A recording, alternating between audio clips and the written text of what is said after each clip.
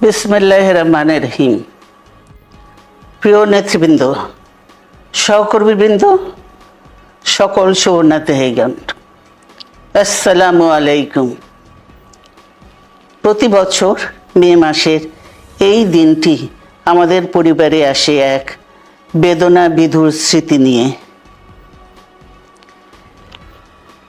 এই দিনে শুধু আমাদের পরিবার নয়, বরং সমগ্র দেশই হয়ে উঠে পড়েছিল বেদনার্ত ও অভিভাবকহীন।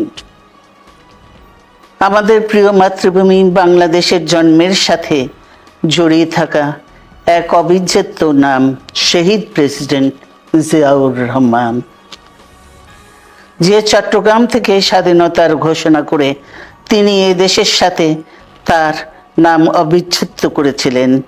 সেই চট্টগ্রামেই এক সফল, সৎ, দূরদর্শী ও প্রকৃত দেশপ্রেমিক প্রেসিডেন্ট হিসেবে নিজের জীবন উৎসর্গ করেছেন। এদেশে গণতন্ত্র, স্বাধীনতা, সংবাদপত্র ও বিচার বিভাগের স্বাধীনতা, স্বনির্ভরতা ও উন্নয়ন এবং নিজস্ব জাতীয়তাবাদ সৃষ্টির অনন্য রূপকার শহীদ জিয়া, যে গণতন্ত্র প্রতিষ্ঠা আর সার্বভৌমত্ব রক্ষার লড়াইয়ে তিনি শাহাদাত বরণ করেছেন, সেই গণতন্ত্র নিরবচ্ছিন্ন যাত্রা আজও বাধাগ্রস্ত হচ্ছে প্রতি পদে পদে।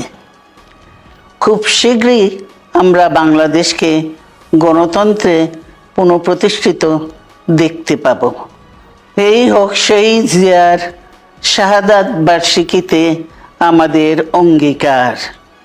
এই লক্ষ্যে সুশৃঙ্খলভাবে এগিয়ে চলার জন্য আমি বিএনপির সকল পর্যায়ের নেতা কর্মী ও দেশবাসীর প্রতি আহ্বান জানাচ্ছি।